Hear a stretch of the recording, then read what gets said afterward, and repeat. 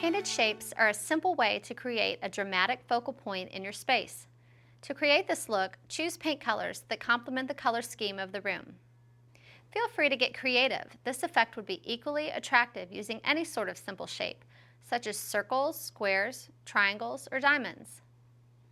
You can use a stencil for this, if you have one, or simply trace around an object you have on hand, like a bowl or plate, or even an old CD.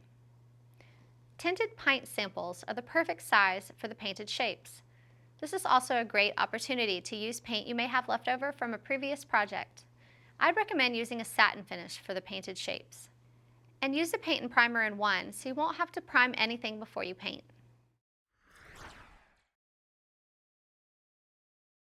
Clean your wall with water and an all-purpose cleaner before painting. This will remove any dust, dirt, or grease so you get the best paint finish. Rinse the wall with clean warm water after washing to remove any cleaner residue. Cover the floor with a drop cloth to avoid any unwanted paint spills.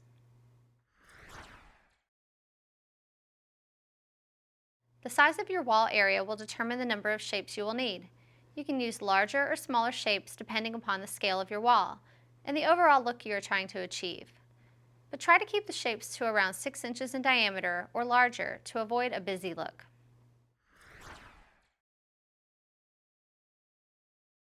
Use Post-it notes or strips of painter's tape to mark where you'd like to place the shapes on your wall. This will help you to easily plan out the spacing between each shape.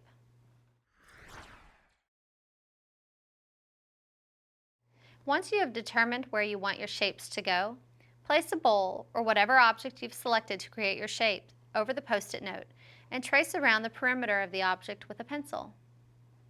Remove the Post-its once you have completed outlining all of your shapes on the wall. Select 5 to 6 of your favorite colors to paint your shapes.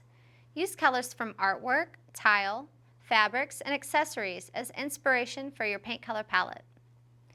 Use small foam brushes to paint your shapes. Foam brushes are great because they are inexpensive and disposable. You can use a different brush for each paint color, then simply throw them away when you're done.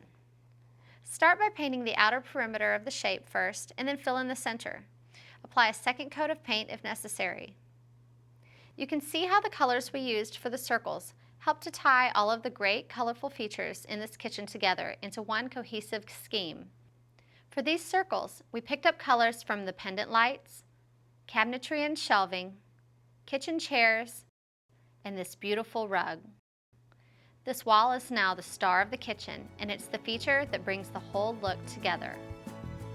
Visit your neighborhood Ace Hardware for more helpful tips and advice, and you'll find us online at thepaintstudio.com and acehardware.com.